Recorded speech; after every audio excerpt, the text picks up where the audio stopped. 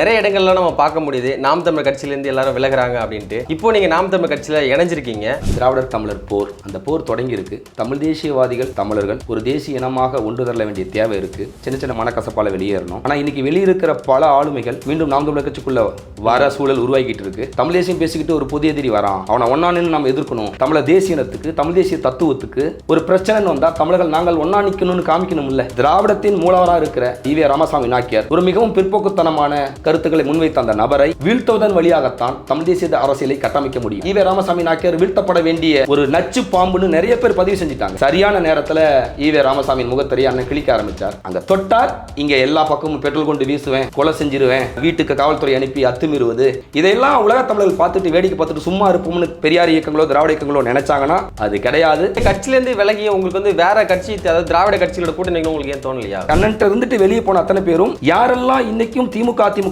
போகாம இருக்காங்களோ, யாரெல்லாம் இன்னை வரைக்கும் மாற்று இயக்கங்களுக்கு போகாம தமிழ் தேசியம், தமிழர் என்று, தமிழர் ஓர்மை என்று பேசிக் கொண்டிருக்காங்களோ அத்தனை பேரும் அண்ணன் சீமான் போட்ட விதை. மரத்திலிருந்து விழுந்த இலைகள் தான் உரமாகும், நாங்கள் விதைகள் மறுபடியும் முளைக்கிறோம். இதே மாதிரி கட்சியிலேருந்து வெளியேற்றப்பட்டவங்க, வெளியேறினவங்க அவங்களோட தவறுகளை உணர்ந்து மறுபடியும் நான் கட்சியில் இணைந்து பயணிக்கிறேன்னு விருப்பப்பட்டானா கட்சி அதை ஏத்துக்குமா, வரவேற்குமான்னு? வரவேற்குதே. இன்னைக்கு அண்ணன் ஆரத்தொழில் வரவேற்கிறார் இல்லையா? நிறைய பேர் அவர் முதுகுல குத்திட்டு மாற்று கட்சியில போய் இணையறாங்க. கட்சி விட்டு வெளியே போனது மட்டும் நாம் வைக்கிற கோரிக்கை ஒண்ணுதான், தமிழ் தேசியத்துக்காக நில்லுங்க.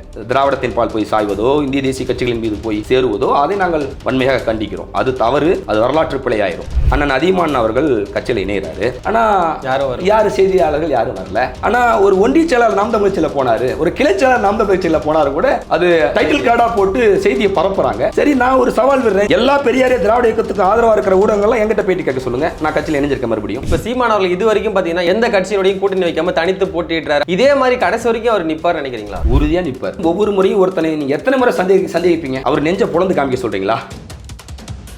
நாம் தமிழ் கட்சியில பயணிச்சு கிட்டத்தட்ட 10-15 ஆண்டு இருக்கேன், என்னுடைய சொத்தை இழந்திருக்கேன், எல்லாமே வீணாயிடுச்சு. நீங்கள் இழந்த அத்தனையும் இந்த தேசியத்தின் ஒற்றுமைக்கு, இந்த தேசியத்தின் உரிமைக்கு அப்படின்னு நம்புனீங்கன்னா அது உங்களுக்கு வலிக்காது. நான் இழந்த என் இளமை, என் நேரம், என் பணம் அத்தனையும் இந்த இனத்துக்குன்னு நினைக்கும் போது எனக்கு மகிழ்ச்சியா, பெருமையாவும் இருக்குது, பெருமையா திமிரா இருக்கு. அண்ணன் சீமானை போல இன்னும் ஆயிரக்கணக்கான பேர் தங்கள் வாழ்க்கையை அர்ப்பணிச்சு நிற்கும் போது தானா இந்த இனம் வென்றுரும்.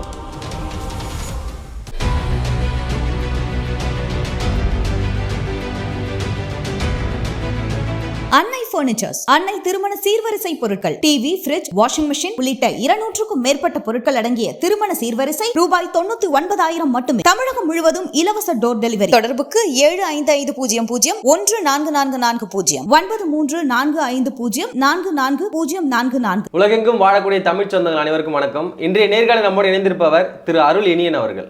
வணக்கம், எப்படி இருக்கீங்க? வணக்கம், நல்லா இருக்கேன். ஓகே, நிறைய இடங்கள்ல நம்ம பார்க்க முடியுது நாம் தமிழர் கட்சியிலேருந்து எல்லாரும் விலகுறாங்க அப்படின்ட்டு. இப்போ நீங்கள் நாம் தமிழர் கட்சியில் இணைஞ்சிருக்கீங்க. 2011லேருந்து 18 வரைக்கும் ஒரு 7 ஆண்டுகள் நீங்கள் பயணிச்சிங்க. அதன் பிறகு நீங்கள் விலகி தனியாக ஒரு கட்சி ஒன்று ஆரம்பித்து தமிழர் நாட்டு கட்சி அப்படின்னு நடத்திட்டு இருந்தீங்க. இப்போ எதனால் நாம் தமிழர் கட்சியில் இணைஞ்சிருக்கீங்க? என்னை பொறுத்த வரைக்கும் இன்றைக்கி நடக்கிறது என்ன அப்படின்னா, திராவிடர் தமிழர் போர், அந்த போர் தொடங்கியிருக்கு. அந்த போர் தொடங்கியிருக்கிற இந்த நெருக்கடியான காலகட்டத்தில் தமிழ் தேசியவாதிகள், உலகம் முழுவதும் வாழ்கிற தமிழர்கள் ஒரு தேசிய இனமாக ஒன்று தர வேண்டிய தேவை இருக்குது. அந்த தேவையை பூர்த்தி செய்கிற உயரத்தில் இன்றைக்கி அண்ணன் சீமானும் நாம் தமிழர் கட்சியும் இருக்குது. பெரிய எதிர்பார்ப்போடு நாங்கள் இந்த கட்சிக்குள்ளே வந்தோம். சின்ன சின்ன மனக்கசப்பால் வெளியேறணும். சரி, ஆனால் இன்றைக்கி வெளியிருக்கிற பல ஆளுமைகள் மீண்டும் நாம் தமிழர் கட்சிக்குள்ளே வர சூழல் உருவாக்கிட்டு இருக்குது. யாரோ ஒருத்தங்க பூனைக்கு மணியை கட்டணும் இல்லை, அதை முதல்ல கட்டுவோம் அப்படின்னு முடிவு பண்ணி தான் நாங்கள் இன்றைக்கி அண்ணனை சந்தித்து இணைஞ்சோம். இது கண்ணு முன்னாடி எல்லாருக்குமே தெரியுது, வெளிப்படையாகவே தெரியுது. திராவிட இயக்கங்களும் பெரியார் இயக்கங்களும் அண்ணன் சீமானையும் நாம் தமிழர் கட்சியும் வீழ்த்தணும்னு துடிக்கிறாங்க. உங்களுக்கு நினைவு இருக்குன்னு நினைக்கிறேன், 2012-13 காலகட்டத்தில் வைகோபால்சாமி அவர் சொல்கிறாரு ஒரு பேட்டியில், திமுக உங்களுடைய தேர்தல் சண்டைகளை அப்புறம் பார்த்துக்கோங்க, அதெல்லாம் தேர்தல் காலத்தில் வச்சுக்கோங்க. தமிழ் தேசியம் பேசிக்கிட்டு ஒரு புதிய எதிரி வரான், அவனை ஒன்றா நின்று நம்ம எதிர்க்கணும் அப்படின்னு வைகோ சொல்கிறார். மறைமுகமாக சீமான சொல்கிறாங்க. ஆமாம், அன்னைக்கு தமிழ் தேசியம் பேசிக்கொண்டு வந்த பேரமைப்பு நமக்கு நாம் தமிழர் தான். அப்போது அன்னைக்கு இந்த வார்த்தையை வைகோ பதிவு செய்கிறார். அப்போது தமிழர் அல்லாதார் இந்த நிலத்தை ஆண்டு கொழுக்கிற, இந்த நிலத்தை வேட்டையாடிக்கிட்டு இருக்க ஒரு இனக்குழு தான் மட்டும் தனக்கு ஒரு பிரச்சனைன்னு வந்தால் ஒன்றா நிற்கிற மாதிரி, இந்துத்துவ இயக்கங்களுக்கு ஒரு பிரச்சனைன்னு வந்தால் எல்லா இந்துத்துவ இயக்கங்களும் இந்தியா முழுவதும் ஒன்றா நிற்கிற மாதிரி தமிழனுக்கு, தமிழர் தேசியனத்துக்கு, தமிழ் தேசிய தத்துவத்துக்கு ஒரு பிரச்சனைன்னு வந்தால் தமிழர்கள் நாங்கள் ஒன்றா நிற்கணும்னு காமிக்கணும்ல. இல்லை அப்படி என்ன பிரச்சனை இப்போ சீமானால் வந்துச்சுன்னு நினைக்கிறீங்க? அண்ணன் சீமானுக்கு நெருக்கடி உருவாக்கியிருக்காங்க. அண்ணன் சீமானுக்கு நெருக்கடி சீமானால் பிரச்சனை இல்லை. அண்ணன் சீமானை சுற்றி இந்த பெரியாரை, அண்ணன் ஈவே ராமசாமி நாயக்கரை அண்ணன் அடித்து துவைக்க ஆரம்பித்த நிமிடம் தொட்டு அவர்கள் எப்படியானும் அண்ணனை வீழ்த்திடணும் அல்லது நாம் தமிழர் கட்சியை வீழ்த்திடணும் அப்படிங்கிற வேலையை தொடர்ந்து நடத்திட்டு இருக்காங்க. அதன் நீட்சியாக தான் அமைப்போட்டு வெளியேறவங்க கூட பெரியார் பெரியார் என்று பேசிக்கொண்டு பெரியார். அதெல்லாம் இல்லை. திராவிடத்தின் மூலவராக இருக்கிற பெரியார் என்கிற அல்லது ஈவே ராமசாமி நாயக்கர் ஒரு மிகவும் பிற்போக்குத்தனமான கருத்துக்களை முன்வைத்த அந்த நபரை வீழ்த்துவதன் வழியாகத்தான் தமிழ் தேசிய அரசியலை கட்டமைக்க முடியும். இதை ஐயா பேரறிஞர் குணா சொல்கிறார். மிக நீண்ட காலமாக ஐயா திருத்தணி குப்பன் சொல்கிறார், சக்திவேலையா சொல்கிறார். இது ரொம்ப காலமாக ஈவே ராமசாமி நாயக்கர் வீழ்த்தப்பட வேண்டிய ஒரு நச்சு பாம்புன்னு நிறைய பேர் பதிவு செஞ்சிட்டாங்க. ஆனால் அண்ணன் சீமான் கூட ஆரம்ப காலங்களில் வழிகாட்டி என்று கொஞ்சம் மௌனம் தான் காத்தார்.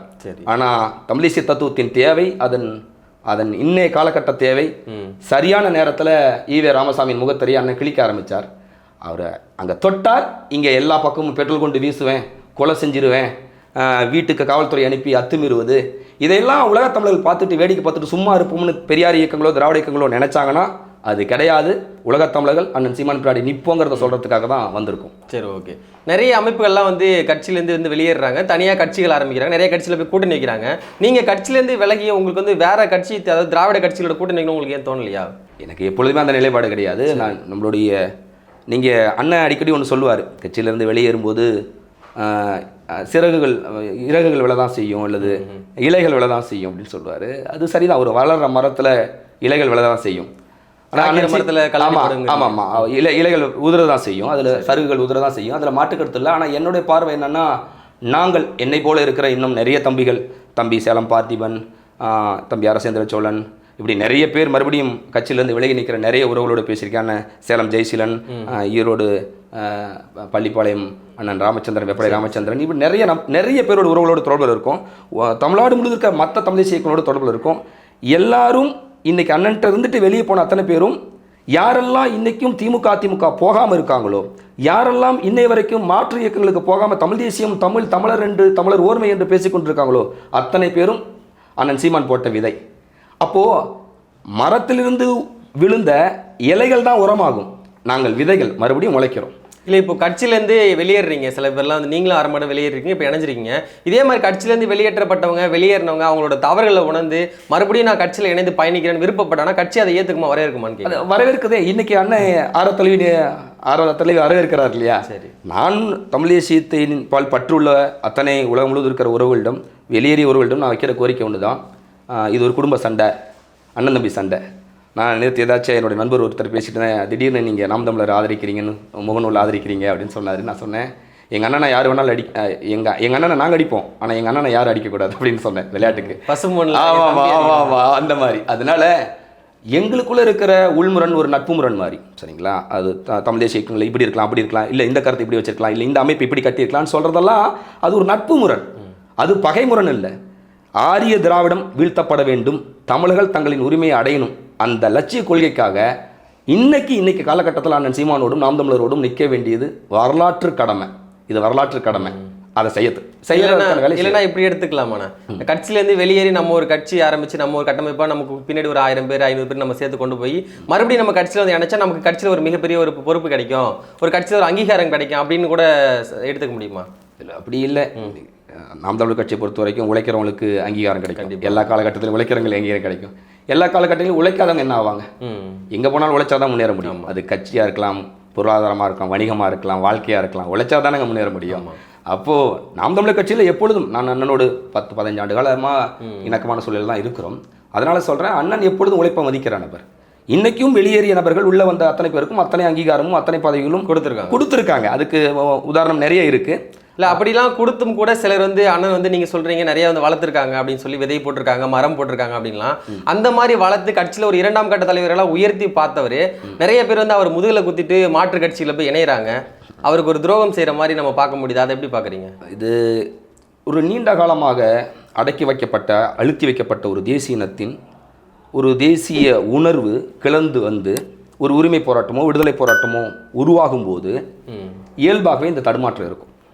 நீங்கள் இதை வந்து பெருசாக யாரும் குழப்பிக்கிட்டோ வெளியே போனவங்களை காயப்படுத்தி கொண்டோ உள்ளே வரவங்களை பெருசாக கொண்டாடி கொண்டோ இருக்கணுங்கிறதெல்லாம் இல்லை. இது இயல்பு. சரிங்களா? 800 ஆண்டு காலமாக நாம் அடிமைப்படுத்தப்பட்டிருக்கோம். 800 ஆண்டுகளுக்கு பிறகு அதிகாரத்தை நோக்கி, அரசியலை நோக்கி, பொருளாதாரத்தை நோக்கி ஒரு தேசியம் கிளர்ந்து வரும்போது அங்கொன்றும் இங்கொன்றுமா சரிஞ்சு விழும். சின்ன சின்ன முரண்பாடுகள் வரும். திருப்பி பக்குவம் அடைவார்கள். எங்களுக்கு நாங்கள் வெளியே போகும்போது இருந்த கோபம் இன்னைக்கு உள்ளே வரும்போது எங்களுக்கு இல்லைல்ல, எங்களுக்கு வேற ஒரு பக்கம் உருவாயிருக்குல்ல. இதுபோல் வெளியே போகிற நபர்களிடம், கட்சி விட்டு வெளியே போன நபர்களிடம் நாம் வைக்கிற கோரிக்கை ஒன்று தான், அமைதியாக இருங்க, பொறுமையாக இருங்க, தமிழ் தேசியத்துக்காக நில்லுங்க. திராவிடத்தின் பால் போய் சாய்வதோ இந்திய தேசிய கட்சிகளின் மீது போய் சேருவதோ அதை நாங்கள் வன்மையாக கண்டிக்கிறோம். அது தவறு, அது வரலாற்று பிழையாயிரும். ஆனால் நீங்கள் தமிழ் தேசியத்துக்காக நில்லுங்க. விடுதலை புலிகள் அமைப்பில் நம்மளுடைய தலைவர் எத்தனையோ பேரை வெளியே அனுப்பியிருக்கிறார். அவர்களெல்லாம் தண்டனை காலம்னு கொஞ்சம் காலம் வெளியே இருந்துட்டு திரும்பி உள்ளே வந்து மீண்டும் விடுதலை புலிகள் இயக்கத்தில் தளபதியாக மாறினவர்களெல்லாம் உண்டு. சரிங்களா? அப்படி பார்க்கும்போது நாங்கள் பொறுமையாக இருந்தோம். நாங்கள் தமிழ் தேசியத்துக்காக நின்னோம். 6 ஆண்டு காலம் தமிழ் தேசிய பணி தான் செஞ்சோம். நாங்கள் வெளியே போன எல்லாரும் இன்னைக்கு நாங்கள் எல்லாரும் ஒன்றா வந்து சேர்ந்துருக்கோம். ஆனால் கட்டி அணைச்சி வரவேற்கிறாருல்ல. அதனால தமிழ் தேசத்துக்காக நில்லுங்க, நம்ம ஒன்றா ஒரு நாள் நிற்போம். இப்போ நிறைய பேர் வந்து என்ன சொல்கிறாங்கன்னா, இந்த கட்சி வந்து இனி வந்து வெல்லாது, இது வந்து ஆட்சி அதிகாரத்துக்கு போகாது, இந்த மண்ணில் வந்து திராவிடம் தான் வந்து வேரூன்றி நிற்குது, அதை வீழ்த்திட்டு தமிழ் தேசியம் வரதுலாம் ரொம்ப ஒரு கடினமான செயல் அப்படின்னு நிறைய பேர் வெளியிடுறாங்க. நீங்கள் கட்சியில் ஒரு 8 ஆண்டுகள் பயணிச்சிருக்கீங்க, ஒரு மாநில பொறுப்பு வகிச்சிருக்கீங்க, மாநில ஒருங்கிணைப்பாளர் இருந்திருக்கீங்க. அப்படி இருந்து கட்சி விட்டு விலகி இப்போ மறுபடியும் கட்சிக்குள்ள வந்திருக்கீங்கன்னா எந்த நம்பிக்கையில் வந்திருக்கீங்க, எதனால் வந்திருக்கீங்க? கட்சி தொடங்கும் போது ஆரம்ப காலத்தில் சரிங்களா, ஒரு தொகுதிக்கு 4 பேர் 5 பேர் நின்று வேலை செஞ்ச காலத்தில் நாங்கள் பார்த்துருக்கோம்.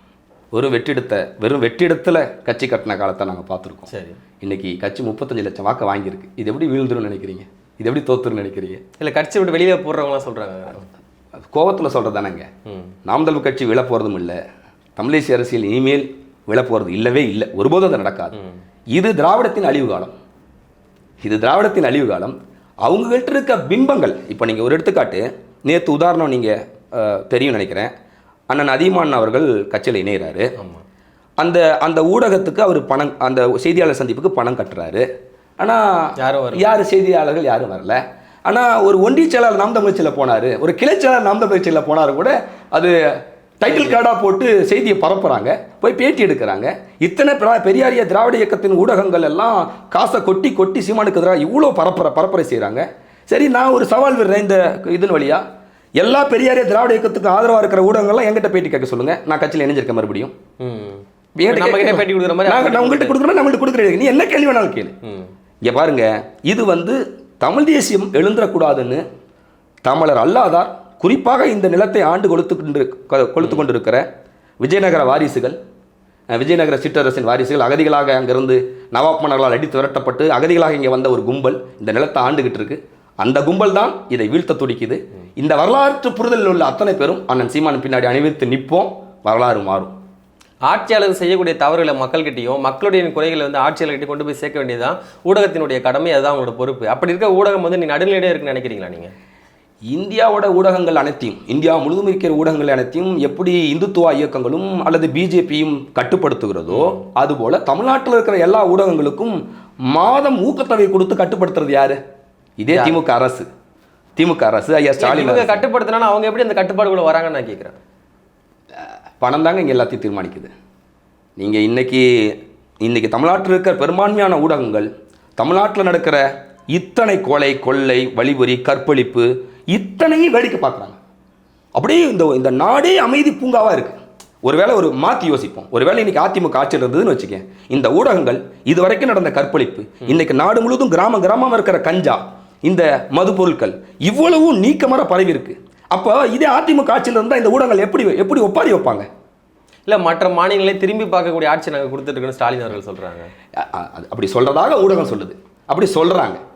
ரொம்ப காலமாக சொல்லியிருக்காங்க, 70 ஆண்டு காலமாக இவங்க சொல்கிறாங்க, இது நாங்கள் நல்லாட்சி கொடுக்குறோம், நல்லாட்சி கொடுத்துட்டான்னு நிரூபிக்க முற்படுறாங்க. அது போலியாக சித்தரிக்க முற்படுறாங்க. உடனே கேட்டோன்னே, நீ வட இந்தியாவை பார்த்தியா, வட இந்தியாவோட நாங்கள் வளர்ந்துருக்கோன்னு. தமிழர்கள் தங்கள் உழைப்பால் உலகத்தின் வல்லாதிக்க நாடாக மாற வேண்டிய இனக்குழு. இந்த நிலம் உலகத்தின் தலைச்சிறந்த ஒரு புண்ணிய பூமி, ஒரு சொர்க்க பூமி. இந்த சொர்க்க பூமியில தமிழர்கள் தங்கள் உழைப்பால் இத்தனையும் நிர்மாணிச்சிருக்காங்க. ஏதோ திமுக அதிமுக ஆட்சி அதிகாரங்களால் இந்த நிலம் வலிமையா இல்லை, இந்த இனத்தோட உழைப்பால் வலிமையா இருக்கு. இதை இவங்க மேல உட்காந்துட்டு மேம்போக்கா ஒரு ஆட்சி செய்துக்கிட்டு நீங்க 5 லட்சம் கோடி கடன் வாங்கியிருக்கீங்க. அதிமுக அரசு வெளியே போகும்போது 5 லட்சம் கோடி கடன், இன்னைக்கு 10 லட்சம் கோடி கடன். அப்ப கடன் வாங்கி நீ ஆட்சி நடத்துறா, நீங்க கடன் வாங்கி ஒரு குடும்பம் நடத்துறீங்க, உங்களை வீட்டுல என்னன்னு சொல்லுவாங்க? கடகாரன்னு சொல்லுவாங்க. அப்புறம் நீங்க நடத்தின ஆட்சி எந்த லட்சத்துல இருக்கு? அப்போ ஏற்கனவே ஏற்பட்டிருக்க முன்னேற்றம் தமிழின் உழைப்பால் நடந்திருக்கு. இவங்க சொல்ற இந்த நலத்திட்டங்கள், இவங்க சொல்ற இந்த இலவசங்கள், இதெல்லாம் இந்த மக்களை முழுமையாக முட்டாளா அடிமையா வச்சிருக்கிறதுக்கு தேவையாக அவர்கள் கடனை வாங்கி இந்த வேலையை செய்யறாங்க. இது நாளைக்கு இந்த கடனுக்கு இந்த உலக வங்கிகள் எதை வாங்குவாங்க? இங்கிருந்து இங்க இருக்க வளங்களை, இங்க இருக்க நீர் வளத்தை, கனிம வளத்தை, காடு வளத்தை சொன்னதானே பார்க்கும் உலகம். நாம் தமிழர் வந்து ஆட்சிக்கு வந்துருச்சா இதே மாதிரி கடன்ல இல்லாம மக்களை ரொம்ப செழுமையா செழிப்போடு வாழ வைக்கும் அப்படின்னு சொல்லி உறுதியளிக்க முடியுமா? நம்ம படிப்படியா அதுக்கான வேலையை செய்யணும்ல. இன்னைக்கு இந்த நிலத்துல அண்ணன் சீமானை தவிர்த்து ஒரு தலைவன் இந்த காடு வளத்தை பத்தியோ கனிம வளத்தை பத்தியோ நீர் வளத்தை பத்தியோ பேசுற அல்லது அது குறித்து கருத்து சொல்ற ஒரு தலைவன் உண்டா? இல்ல. அப்படின்னா நமக்கு எந்த கருத்தை நாம விதைச்சு, எந்த கருத்தின் வழியாக நம்ம ஒரு விஷயத்தை கட்டமைச்சு நம்ம வரமோ அந்த கருத்துக்கு வலு சேர்க்கிற ஒரு ஆட்சியை தானே நிறுவுவோம்.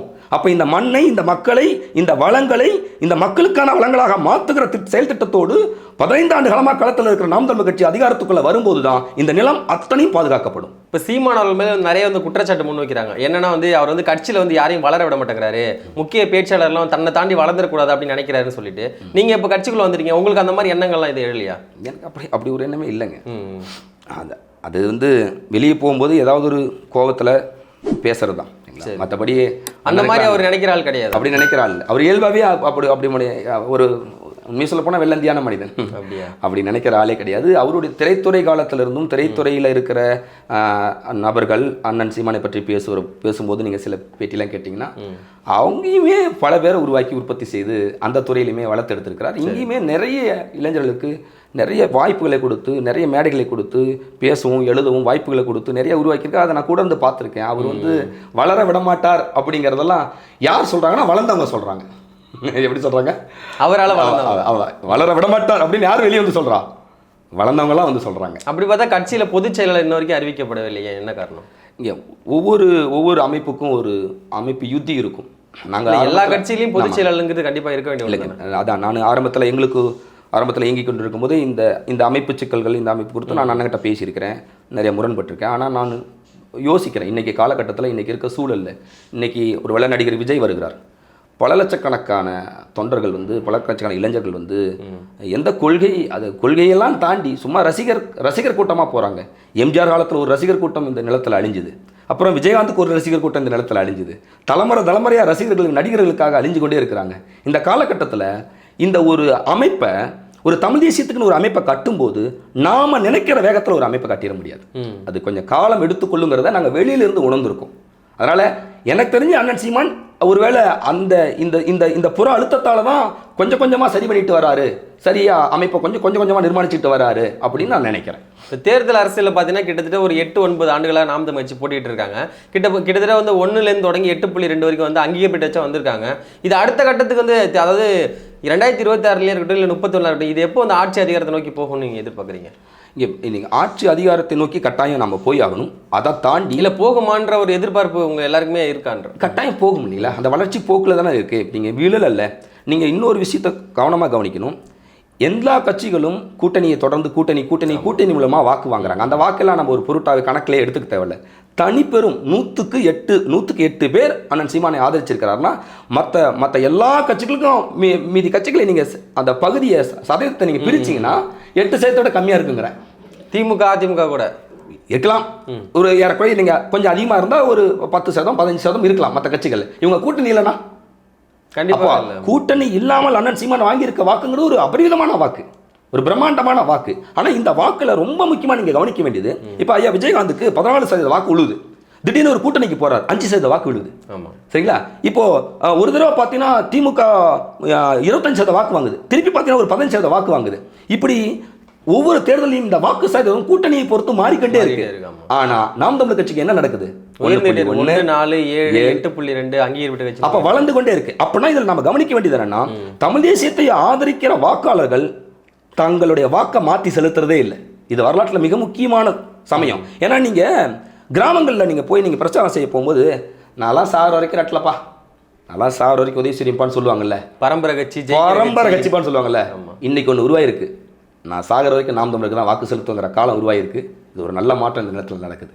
சரி, ஓகே. இப்போ சீமான் அவர்கள் இது வரைக்கும் பார்த்தீங்கன்னா எந்த ஒரு கொள்கை சமரசமும் இல்லாமல் எந்த கட்சியோடையும் கூட்டணி வைக்காம தனித்து போட்டிடுறாரு அப்படின்னு நீங்கள் ரொம்ப அவர் மேலே நம்பிக்கை வச்சிருக்கீங்க. இதே மாதிரி கடைசி வரைக்கும் அவர் நிற்பார் நினைக்கிறீங்களா? உறுதியாக நிற்பார். இதுக்கு மேலே கொள்கை சமரசம்லாம் போக மாட்டாருங்க. ஒவ்வொரு முறையும் ஒருத்தனை நீங்கள் எத்தனை முறை சந்தேகிப்பீங்க? அவர் நெஞ்ச புலந்து காமிக்க சொல்கிறீங்களா? உறுதியாக தனிச்சு தான் நிற்கிறார். அது வந்து வெளிப்படை. இன்னைக்கு நான் அண்ணனை சந்திச்சு பேசணும் போது கூட நான் அது உணர்ந்தது ஒன்று தான், அண்ணங்கிட்ட உறுதியாக தனிச்சு நிற்கிறார். இப்போ கூட தனிச்சு நிற்பது குறித்து பேசிக்கொண்டு இருந்தார், ஒரு விஷயம் சொல்லிக்கிட்டு இருந்தார். அப்போ நான் உறுதியாக சொல்கிறேங்க, இறுதி வரை வெல்லும் வரை தனிச்சு தான் நிற்க போகிறோம். விஜய் அவர்களுடைய அரசியல் வருகை வந்து உங்களுடைய கட்சிக்கு ஏதாச்சும் வந்து இழப்பாகுமா? உங்களுடைய தொண்டர்கள் வந்து அந்த பக்கம் போக வாய்ப்பு இருக்குமா?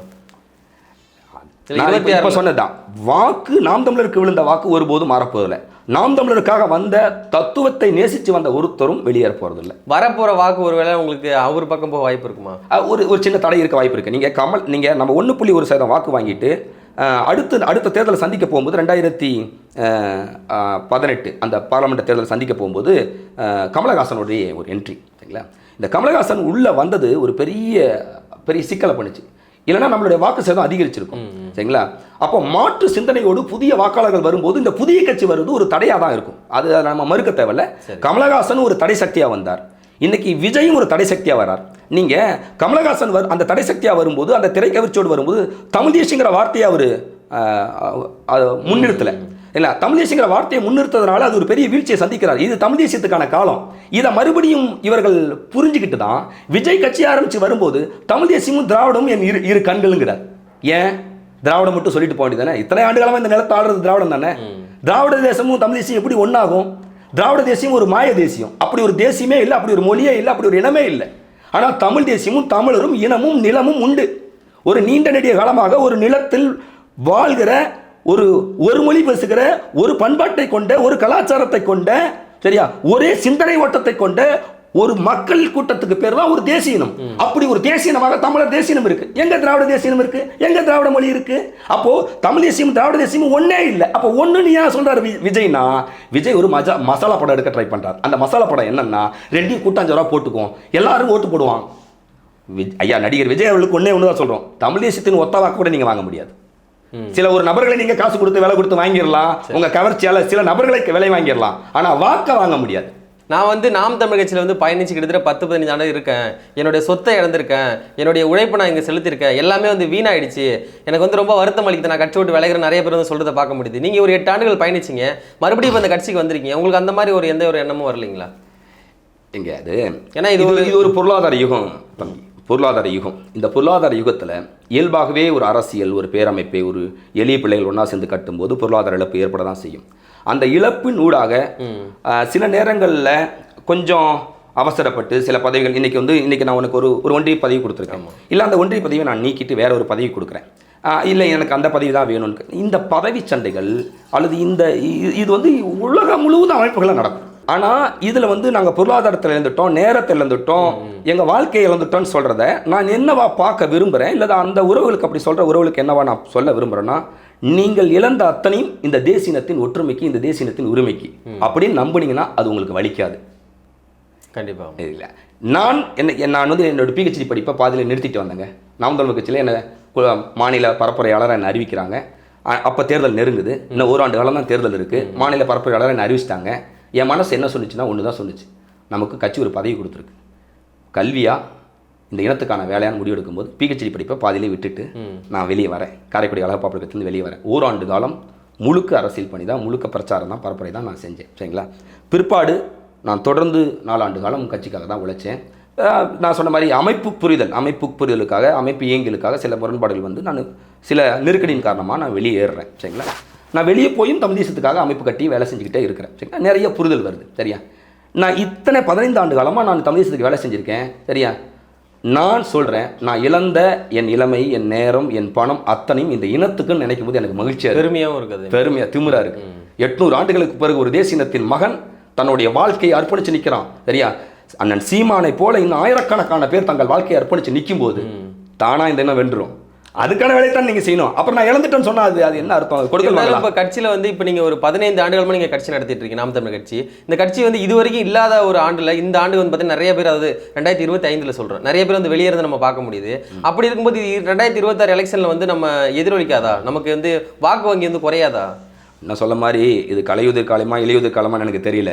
ஆனால் எல்லா பருவ காலமும் ஒரு நாள் மாறும். நாங்கள் விரும்புறது ஒன்று தான், நாம் தமிழர் கட்சிக்கு ஒரு வசந்த காலம் வருது. அந்த வசந்த காலம் இன்னையிலேருந்து தொடங்குதுன்னு நினச்சிக்கோ. சரி, ஓகே. இறுதியான கேள்வி, இப்போ நீங்கள் வந்து ஒரு கட்சி நடத்திட்டு இருந்து இனிமேல் வந்து நம்ம சீமான் அவர்களுக்கு அவர் வந்து பக்கபலமாக நம்ம அவரோட நிற்கணும்ட்டு நீங்கள் வந்திருக்கீங்க. தொடர்ந்து வந்து கடைசி வரைக்கும் நீங்கள் இறுதி வரைக்கும் நாம் தமிழ் கட்சியில் இருப்பீங்களா, இல்லை இதுக்கு பின்னாடி வந்து நீங்கள் கட்சி விட்டு விலக வாய்ப்பு இருக்குமா? இல்லை, நீங்கள் பெரிய அனுபவத்தோடு வெளியில் நின்று நாங்கள் நிறைய அனுபவத்தை எடுத்துகிட்டு வந்திருக்கோம். தமிழ் தேசியத்துக்கு, ஆமாம், தமிழ் தேசியத்துக்கு அண்ணன் சீமானோடு துணை நின்று அண்ணன் சீமானை முதலமைச்சர் நாற்காலில் கொண்டு போய் உட்கார வைக்கிறது நம்மளுடைய முதல் இலக்காக இப்போ நம்ம தீர்மானிக்க வேண்டியது. அதை தாண்டி வேற எதுவும் கிடையாது. முதல் இலக்காக வைக்கிறோம். முதல் இலக்கு நான் அந்த வார்த்தையை சரியாக சொன்னேன், சரிங்களா? ஏன்னா தமிழ் தேசியத்துக்கு நூற்றுக்கணக்கான தனிப்பட்ட முறையில் நமக்கு எதுவும் பதவி ஆசையோ அந்த மாதிரி எதுவும் அதில் அது நமக்கு அந்த எந்த ஆசையும் இல்லை. அது அண்ணன் சீமானுக்கே தெரியும். நான் எப்பொழுதும் எனக்கு அண்ணனுக்கு கொடுத்த எந்த பதவிகளையுமே நான் கேட்டு கொடுத்ததில் எனக்கு அண்ணன் பதவி கொடுக்குறேன்னு எனக்கு அழைப்பார் எப்பயுமே. டேய் இந்த மாவட்ட கிழக்கு மாவட்ட செயலராகிறா, டேய் நீ மாநில பரப்புரையாளர், மாநில இளைஞர் பஸ்ஸர் எடுத்துக்கிட்டான்னு சொல்லுவார். ஏன்னா என்னென்ன நான் அண்ணன் சொன்னால் சரியாக தான் இருக்கும், அப்படி தான் சொல்லுவார். அதனால் சரி, அண்ணன் சொல்கிறார் நீங்களா? ஆமாம், அவ்வளோதான். அண்ணன் சொன்னால் சரியாக இருக்கும், அப்படி தான் சொல்லுவார், சரிங்களா? அதனால் பதவியெல்லாம் இங்கே இல்லைங்க.